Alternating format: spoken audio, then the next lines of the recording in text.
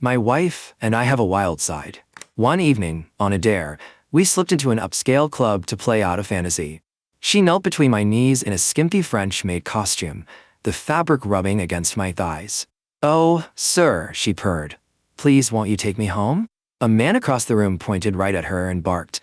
"I thought I could pick any model here. I want that one." I moved to explain. "Sir, you've got the wrong idea. She's..." He cut me off, sneering. "What do you mean yours? She's with me tonight. Move along." A staffer hustled over and murmured in my ear, "That's Preston Vance, heir to the Vance fortune. Isabel Hawthorne's been after him. Best not to cross him. Let him have her. We'll find you someone even better." Isabel's eyes fluttered with tears, her lower lip trembling.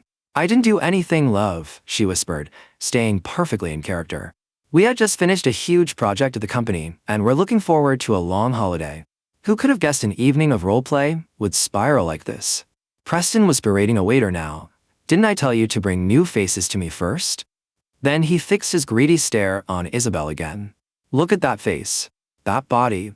Isabel grabbed my suit jacket and wrapped it around her, glancing at me with pleading, wide eyes. "Please, I don't want to go with him. Protect me," she begged, ducking behind me for dramatic effect. I had to bite back a groan. She loved going all in on these scenes, doctor and patient, boss and secretary, cop and criminal, nothing was off limits. I never expected we'd be that convincing, though. We exchanged a look. I cleared my throat and adopted a tone half apology, half challenge. "My good man," I said, "we were here first. There are rules in places like this. Besides, the lady seems uninterested. Maybe after I'm done having my fun." Isabel jabbed me in the ribs from behind. Preston tossed his head and spat. "Who do you think you are? In Miami, if a coin falls, a Vance finds it. She's coming with me tonight." He slapped a thick wad of bills across Isabel's cheek. The cash left a red mark. "Come along, darling," he snorted. "Whatever he pays you, I'll triple it." For a flash, Isabel's face hardened. No one besides me had ever spoken to her that way. Her knuckles went white, the first sign she might snap. I worried she might break character. We planned to keep a low profile on this trip, no identifying trinkets, nothing that would give us away. If photographers caught Isabel Hawthorne, sole heiress to the Hawthorne estate, in a revealing maid costume at a nightclub, her father would lose it. I stepped forward and smoothed her hair, trying to calm her. Before I could say anything, Preston shoved me. "Back off, you punk, or I'll make sure you're gone from Miami by morning. Bodyguards, toss him. I'm taking her tonight." People around us murmured, not surprised. "That guy must be from out of town, trying to steal Preston's girl. He's got a death wish. He's done. The Vances own this city. He won't see sunrise." The Vances, huh? I knew their name, but this display of entitlement was something else. "I'd like to see you try," I said, voice low and steady, stopping the bodyguards in their tracks. It was the kind of tone that commands attention, and for a beat, the men paused. Preston laughed, cocky and cruel. He tipped Isabel's chin up. "Fine, I won't hurt him," he sneered. "You spend the night with me. Please me, and I'll let him go. Refuse, and you know what follows." Isabel's expression went cold. She jerked away, only making him more determined. He blew smoke in her face and smirked. "Does your family know you do this for work?"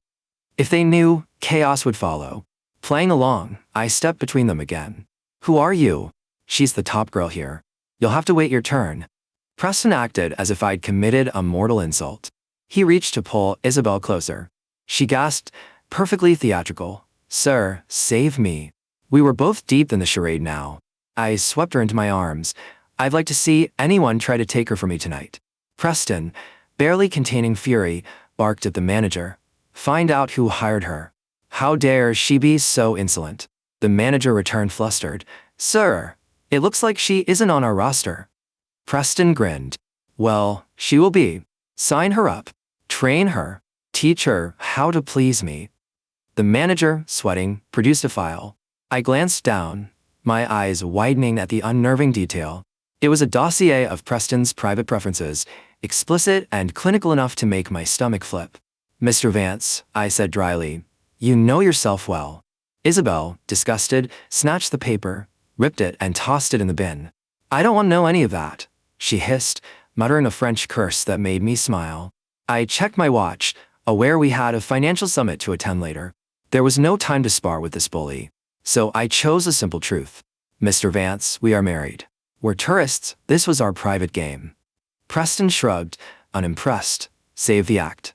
I saw her, I want her. There's never been a woman I couldn't have. His threats sounded hollow, almost comical. Mr. Vance, you're attempting to kidnap her. There are cameras everywhere. Are you not concerned about the police? At the mention of law enforcement, he only grew bolder. Call them. Do you think they'll side with you? He motioned to his men, who moved to separate us, and shoved another paper into Isabel's hands, then grabbed her hair and forced her to look at it. Study up, Preston growled. We'll be putting that knowledge to use tonight. Ditch this fool, and come with me. I'll make sure you're satisfied every night. But remember the rules, no scenes in front of the real Hawthorne heiress. You know how desperate she is to be with me. A deadly chill radiated from Isabel. She slowly lifted her gaze, her eyes sharp as ice. Satisfied every night, she said softly. That's quite a promise, Mr. Vance. I just wonder if you'll live long enough to keep it. Her tone made Preston flinch. His hand loosened on her hair, and for the first time, he hesitated. I stepped forward, masking my irritation behind polite curiosity. Mr. Vance, did you say Isabel Hawthorne of the Hawthorne family? He recovered quickly, puffing out his chest. Of course. She's already smitten with me. Here, this is the token of her affection. He tugged on the chain around his neck. A sapphire ring, the size of a small egg, glinted beneath the club lights. It looked almost identical to the one on my own hand. Preston's eyes followed my gaze, then twisted into a sneer. Nice fake. I hate when people copy my things. Before I could move, he lunged forward, gripping my wrist hard.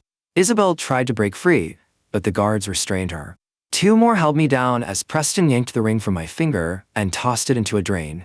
I looked down at the red marks on my wrist, then smiled faintly. That ring had been designed by Isabel herself, after weeks of sketches.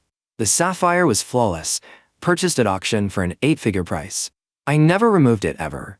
But there are always people eager to tempt fate. Mr. Vance, I said evenly, you couldn't replace that ring even if you sold everything your family owns. He laughed. A knockoff isn't worth a dime. Tell her to stay, and I'll pay you a couple hundred for your trouble. Isabel froze, her eyes fixed on the drain where the ring had vanished. That piece had been our symbol, something she guarded fiercely. Preston, still grinning, picked up a glass of wine and poured it over her hair. Imagine someone copying the ring my Isabel gave me. That's as pathetic as you get. He leaned close, voice dripping with arrogance. Stop searching for it. Be mine, and I'll buy you 100 real gemstones.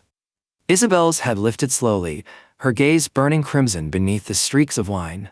She slapped the glass from his hand, the sound sharp and final.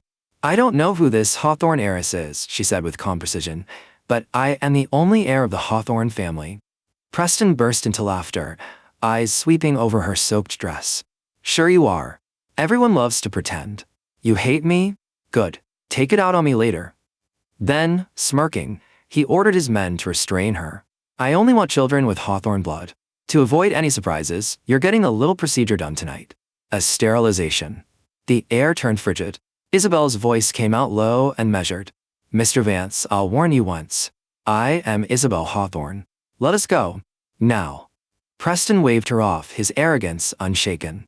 Whatever you say, sweetheart. He forced her hand to stamp her thumbprint on a contract. There. Signed and sealed. You're mine.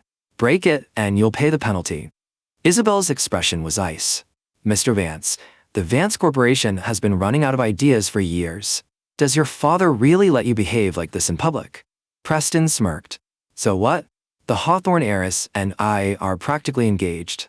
My father's securing her investment at the summit tonight. Isabel laughed, the sound cold enough to chill the air. Then I imagine that summit is already descending into chaos. I glanced at the clock, uneasy. What now? I asked in French. She shook her head, her tone calm. The gala can't start without us.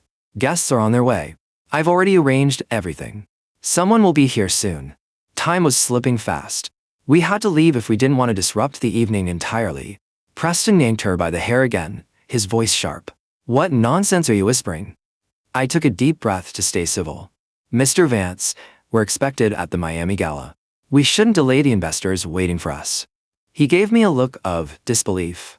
The Hawthorne family is hosting that event. Stop lying. You really think you're Isabel Hawthorne? His men gagged her and began tying her wrists, preparing to drag her out for the so-called operation. I managed to pull my phone from my pocket, snapping a quick photo. Then I sent it to a private group chat. Anyone missing their lost puppy? The gala's delayed. Isabel is temporarily occupied. Before I could get a reply, Preston smacked the phone from my hand. It shattered on the floor. You arrogant little nobody, he spat. Calling for help? Not even heaven can save you now. Don't worry, I'll take great care of her from now on. He motioned for his men to move, smirking with triumph. Once she's cleaned up, she'll belong to me. I met his gaze, my voice calm but firm. Preston Vance, she is the Hawthorne heiress. If you harm her, the Hawthornes will make sure your name disappears from every ledger on the planet. He barked a laugh. Still pretending? You've got guts, I'll give you that. I took one last step forward. You should release us now. Our people are nearly here. Preston rolled his eyes. You two are unbelievable. What dumpster did you crawl out of? Just then, the sharp rhythm of synchronized footsteps filled the hall. Heads turned. From the entrance, a line of men in sleek black suits appeared, moving with silent precision. Within seconds, they had sealed every exit. Gasps rippled through the crowd. Wait, aren't those Hawthorne security agents? Look at the crest on their jackets. That's the elite unit assigned only to Hawthorne family members. Preston froze, then grinned, waving excitedly toward a woman escorted at the center of the formation. Darling, over here, get rid of this fool for me. The woman's expression faltered. Preston, what on earth are you doing? Before he could answer, more commotion erupted outside. A fleet of luxury cars rolled up, headlights cutting through the night like a procession. Helicopter blades whirred overhead. Every guest scheduled for the gala had arrived, drawn by one question echoing across the city. Who dared to delay the Hawthornes? Darling, you came all this way to rescue me, didn't you? Preston smirked, preening as if the chaos around him were some romantic gesture. You're crazy about me, huh? But you didn't have to make such a dramatic entrance. Hey, guys, get rid of this man already. To his shock, the security captain ignored him completely and walked straight toward me. Before the stunned eyes of everyone present, the man bowed deeply, his tone formal and full of respect. Sir, apologies for the delay. We're relieved you're unharmed. Then, he turned and began untying Isabel. Preston froze in disbelief, stumbling backward. That single word, sir, rolled through the hall like thunder. The place went so quiet you could hear someone's breath catch. At that exact moment, a middle-aged couple rushed in from one of the parked cars.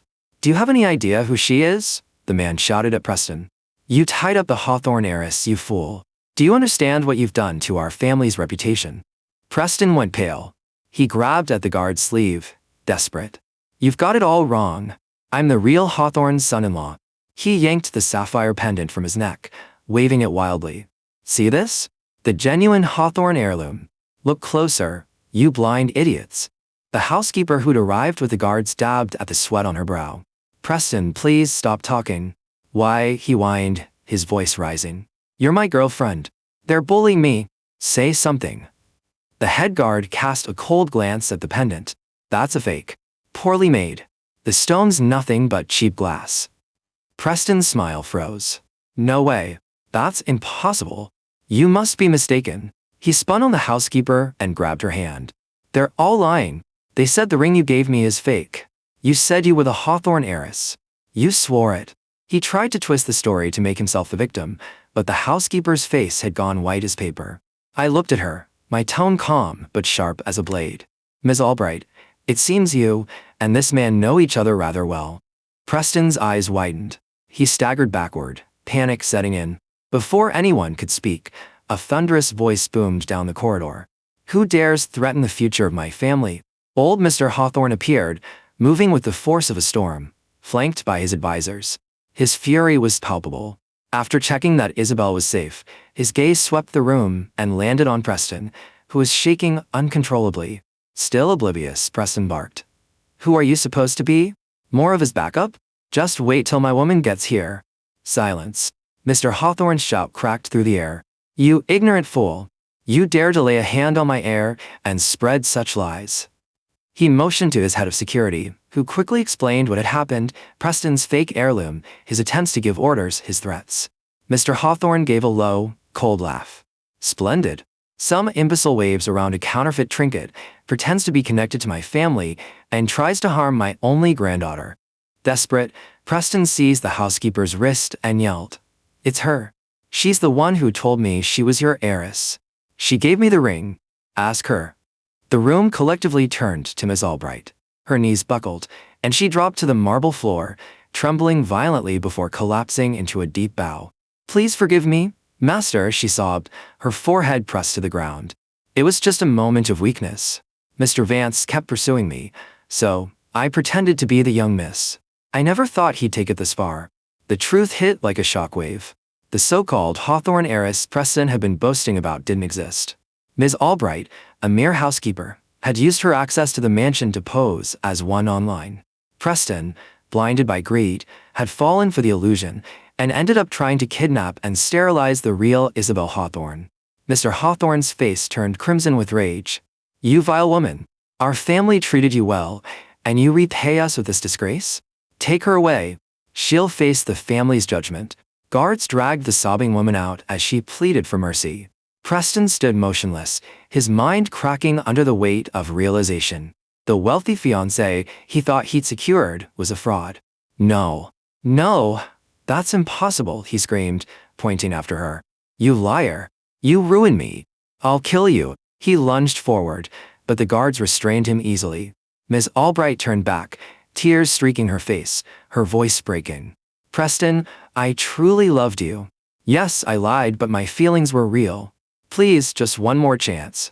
"Shut up," he spat, his face twisted with hatred. "Who would ever love trash like you? I was meant to marry into a dynasty, not a servant." The irony was cruel. Ms. Albright had crafted a fake online persona using photos of the Hawthorne mansion and luxury cars.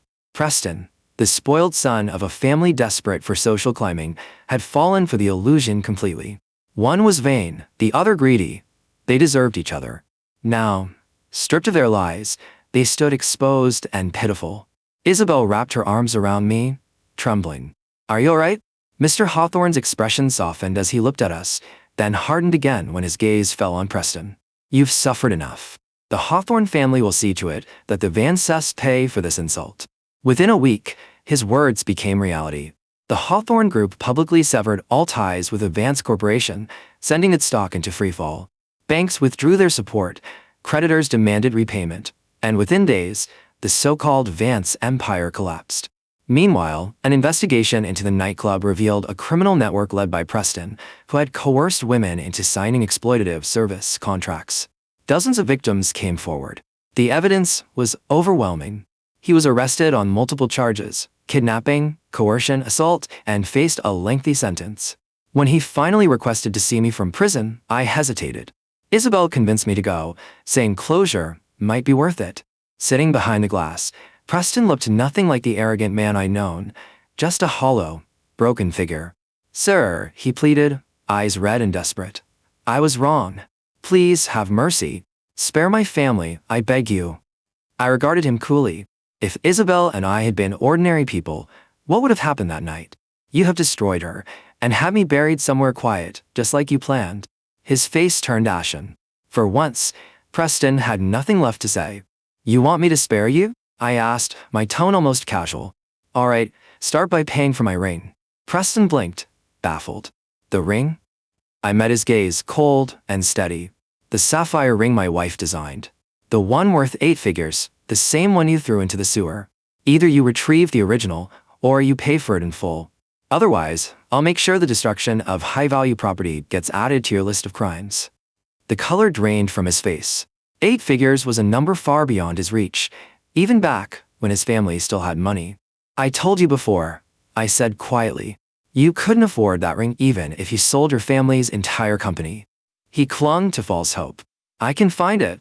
I'll find it, I promise." Later, I heard he begged the guards to take him back to the nightclub. They watched as he waded through the sewers for days, digging through filth and sludge with his bare hands, searching for something long lost.